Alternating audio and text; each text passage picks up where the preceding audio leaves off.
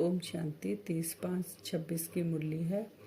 बाबा कहते हैं, मीठे बच्चे, अपना सब कुछ ईश्वरीय सेवा में सफल कर भविष्य बना लो, क्योंकि मौत सिर पर है। अंत का भी अंत समय चल रहा है। वो बाबा हमें अलर्ट कर रहे हैं। प्रश्न, ज्ञान सुनते हुए भी बच्चों में उसकी धारणा क्यों नहीं होती? उत्तर, क्योंकि विचार सागर मंथन करना नहीं आता। बुद्धि योग देह और देह के संबंधों में लटका हुआ है। पहले जब बुद्धि से मोह निकले तब कुछ धारणा भी हो। मोह ऐसी चीज है जो एकदम बंदर बना देती है। इसलिए बाप बच्चों को पहला पहला वायदा याद दिलाते हैं, देह सहित देह के सब संबंधों को भूलो और मुझे याद करो।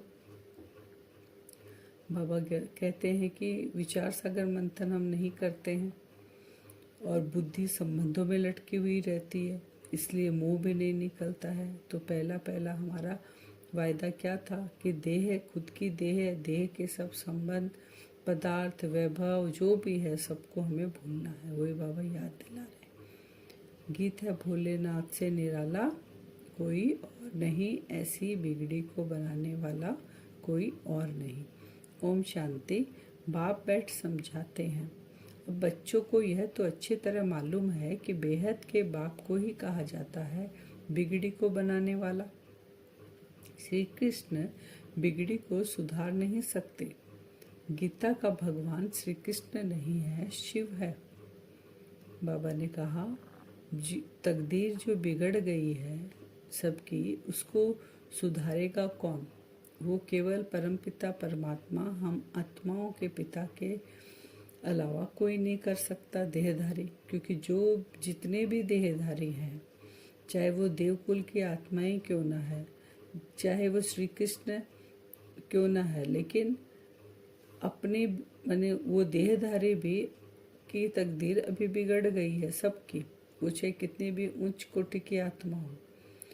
तो जब वो देहधारियों की तकदीर बिगड़ गई तो वो खुद की भी नहीं सुधार सकते, तो दूसरों की कैसे सुधारेंगे? वही बाबा क्लियर कर रहे हैं। तो श्री कृष्ण का भी शरीर है, तो उनकी आत्मा भी अभी 84 जन्म में है, तो बाबा आके उनकी आत्मा को भी सुधारते हैं। माने बाबा कहते हैं ना, शिष्टाचारी बनाते हैं, सभी की आत्माओं को बनाते हैं। बनाने वाला वो एक ही परमपिता परमात्मा है। बाबा कहते हैं, स्वर्ग का वर्षा देने वाला, स्वर्ग का रचयिता ही हो सकता है।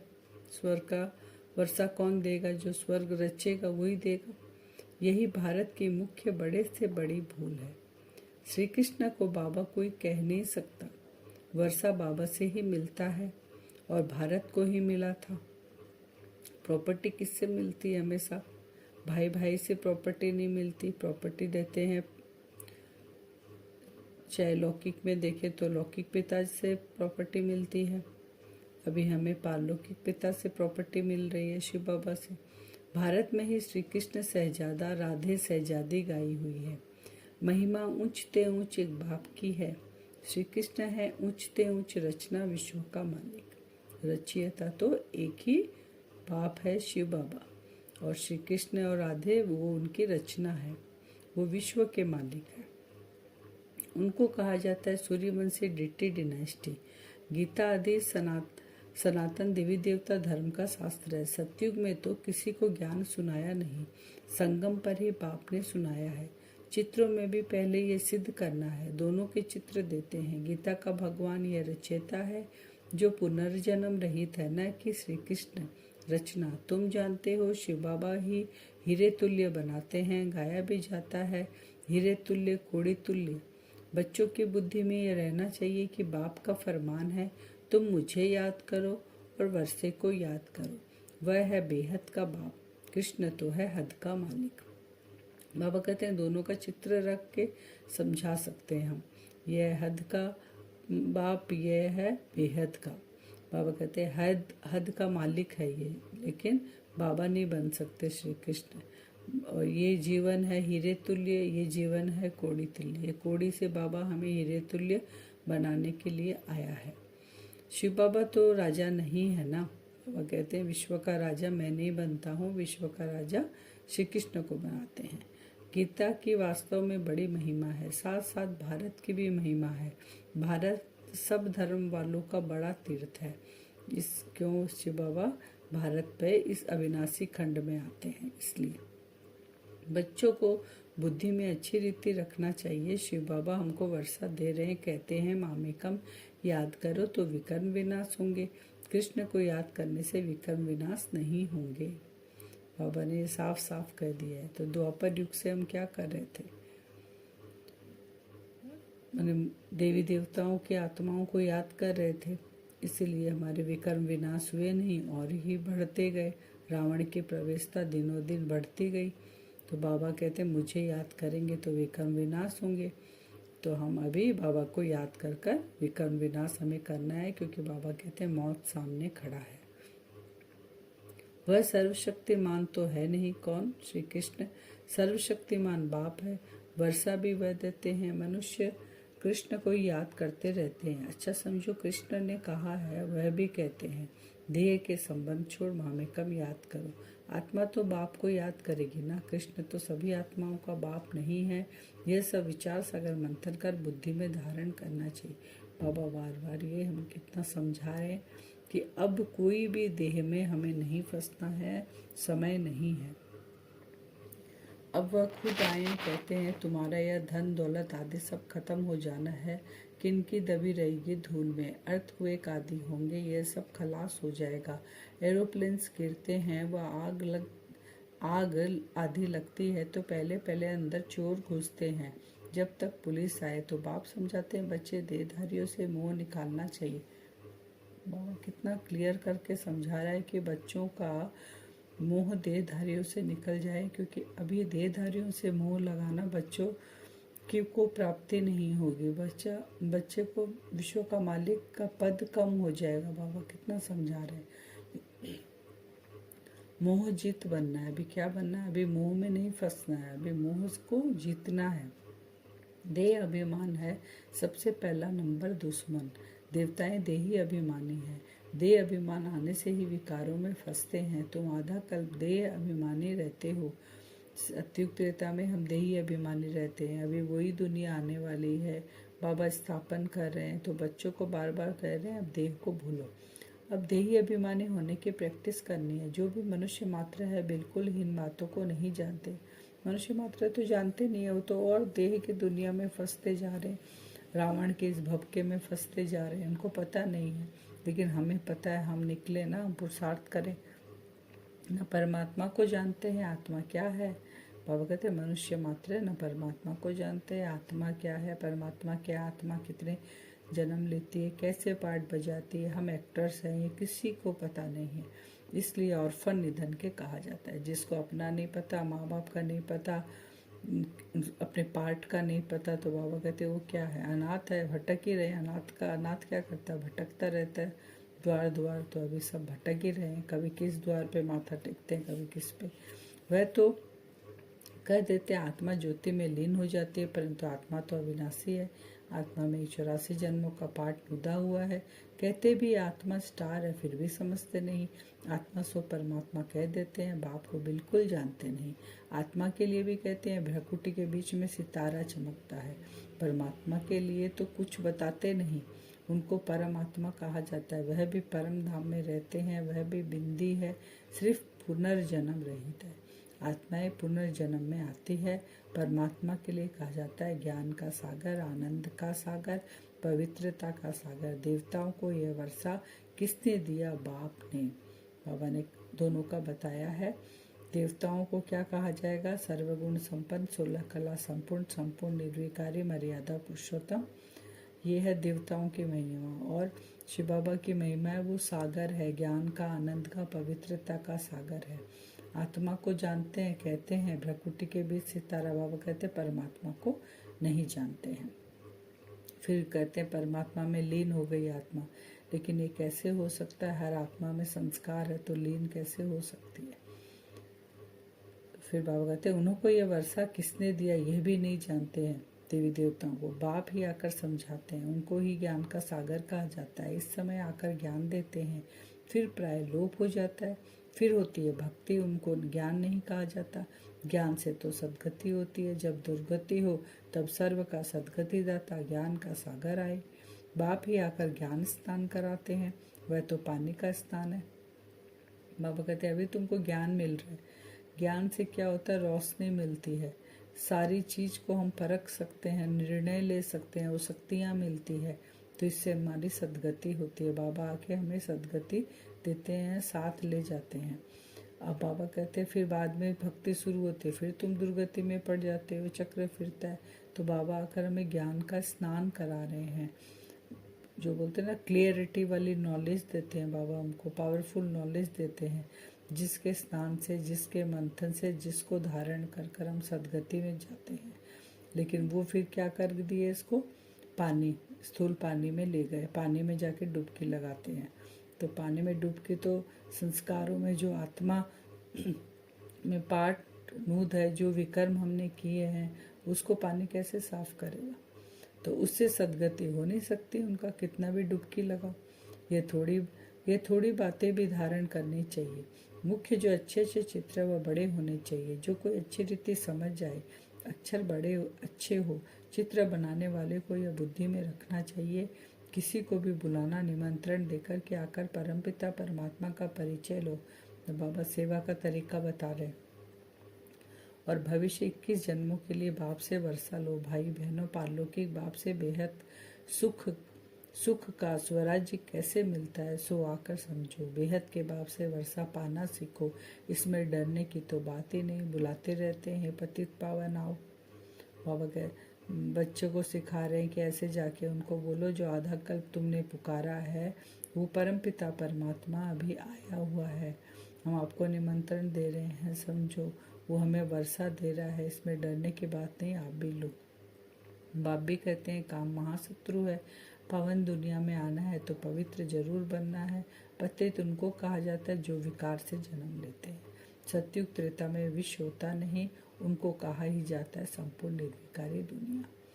उनको समझाना है कि जिसमें आप दलदल में अभी फंसे हो, काम विकार में, परमात्मा आया हुआ है, वो कहते हैं काम महाशत्रु है, उसको छोड़ना है, हमें पवित्र बनना है। क्योंकि सत्युग की दुनिया में बाबा कहते हैं वहाँ विकार होते नहीं हैं और वहाँ जन्म भी विषय नहीं होता है। ईश्वर व प्रभु भगवान कहने से यह नहीं समझते कि वह बाप है, उनसे वर्षा मिलना है। शिव बाबा कहने से वर्षा याद आता है। ईश्वर प्रभु भगवान द्वापर युग से कहते हैं और ही अशांति में, दुख में, परेशानी में घिरते रहे। तो बाबा कहते हैं वर्षा सुख शांति का किससे मिलेगा? बाबा से मिलेगा। उनको कहते हैं शिव परमात्माए नमः। परमात्मा का नाम तो बताओ, नाम रूप से न्यारा कोई नहीं है, को तो शिव नाम है। सिर्फ शिवाय नमः भी नहीं कहना, शिव परमात्माए नमः। शिव कौन है? परमात्मा है, हम सब आत्माओं का पिता परमात्मा।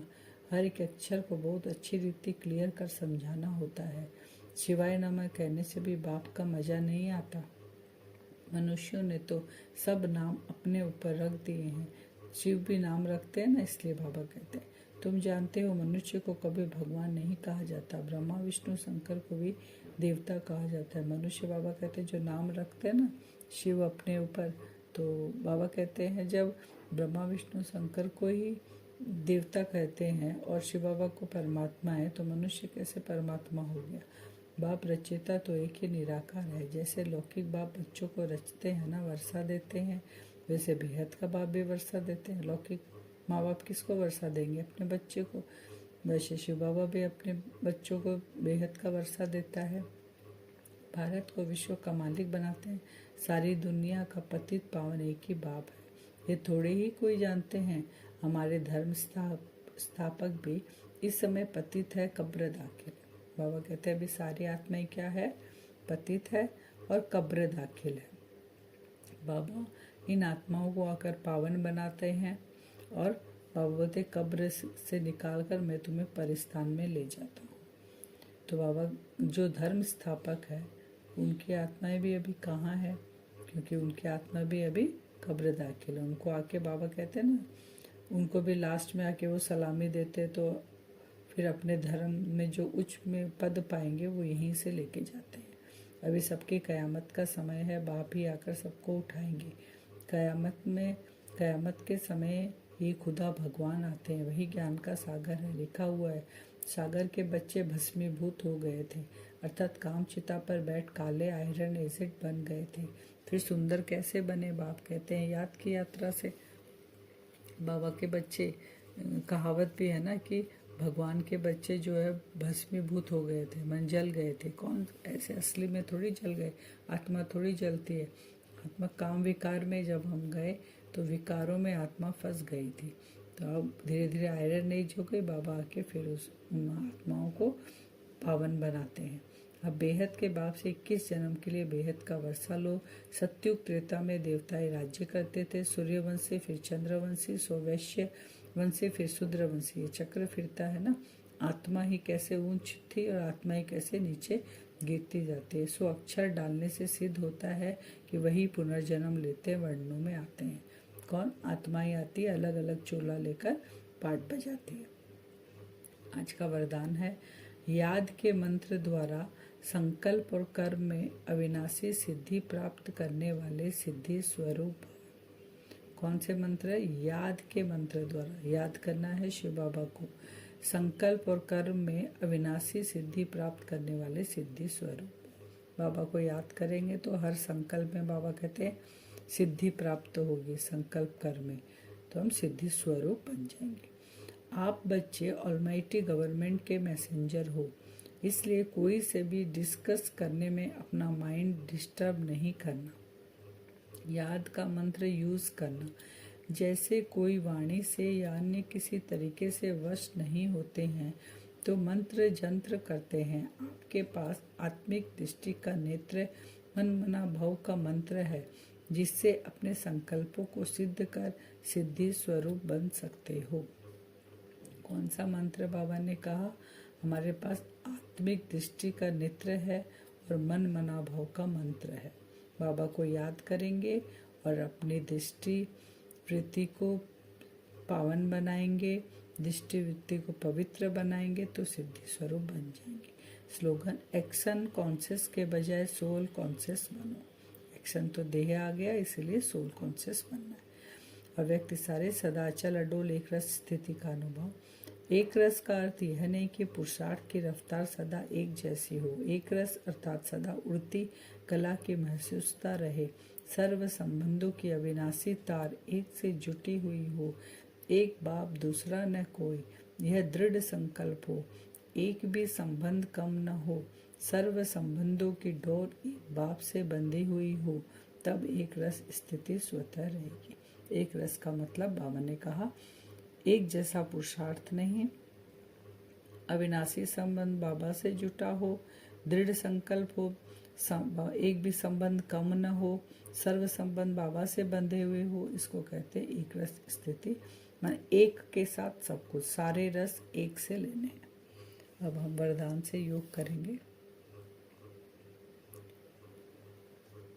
अपने आप को देखें, एक बहुत ऊंची पहाड़ी है।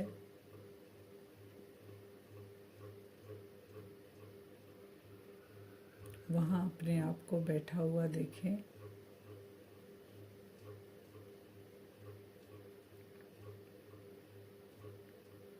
वहां से हमें नीचे का सारा नज़ारा दिखाई दे रहा है। पूरे विश्व का नज़ारा। इतने ऊंचे स्थान पे अपने आप को बैठाएं। एक ऊंचा टावर या ऊंची पहाड़ी पे हम बैठे हैं, जहां से नीचे का हम सब कुछ देख पा रहे हैं।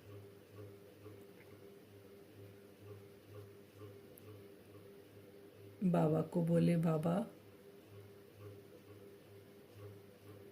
मुझ आत्मा को आप इतना चार्ज करो, आज इतनी शक्तियों और गुणों से भरपूर करो कि आपका ये बच्चा सिद्धि स्वरूप बन जाए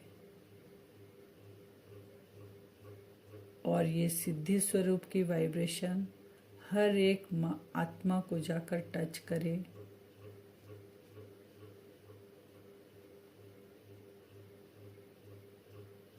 हर एक आत्मा के जीवन से दुख और अशांति समाप्त हो जाए, शांति का, सुख का अनुभव करे वो आत्माएं।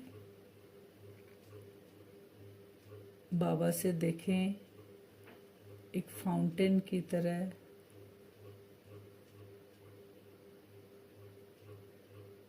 रंग बिरंगी लाइट निकलकर मुझ आत्मा के ऊपर पड़ना शुरू हो गई।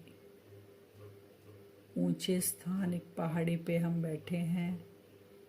बाबा की फाउंटेन की तरह लाइट, जैसे फाउंटेन के नीचे बैठते हैं, कितनी शीतलता का अनुभव करते हैं, वैसा ही अनुभव करें।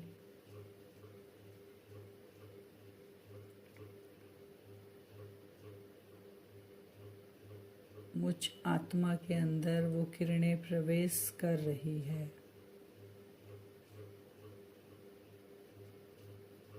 मेरी दृष्टि और वृत्ति, मेरे संकल्प बहुत पावरफुल धीरे धीरे चार्ज हो रहे हैं, यानी लाइट और माइट स्थिति में हम बैठे हुए हैं। बाबा की लाइट मुझ आत्मा के ऊपर पड़ रही है। शीतलता का भी अनुभव करते रहें और मुझसे निकलकर नीचे जो हम दुनिया देख रहे हैं, वो वाइब्रेशन सारे पहले बाबा से मेरे ऊपर और मेरे से नीचे चारों ओर फैल रहे हैं। हम दिव्य नेत्रों से वो वाइब्रेशन को फैलता हुआ देख रहे हैं। बहुत तेजी से हर आत्माओं को टच कर रहा है। वो भी शीतलता का अनुभव कर रही हैं, सुख और शांति का अनुभव कर रही है।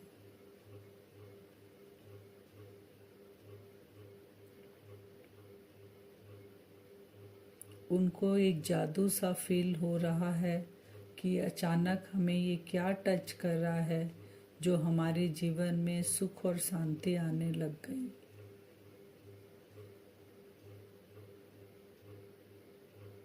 मैं आत्मा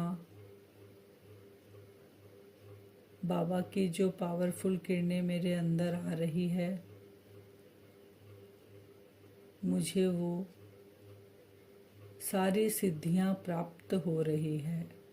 मैं सिद्धि स्वरूप आत्मा हूँ जो बाबा से लेकर ऊंचे पहाड़ी पर बैठी हुई अपने स्वरूप के द्वारा हर आत्माओं को टच करा रही हूँ। ऐसा हम कल सारा दिन करेंगे। बाबा से लेकर हर एक आत्माओं को ये वाइब्रेशन देंगे, अपनी ऊंची स्थिति में स्थित रहेंगे और ये स्व मान लेंगे हम सिद्धि स्वरूप आत्मा। ओम शांति।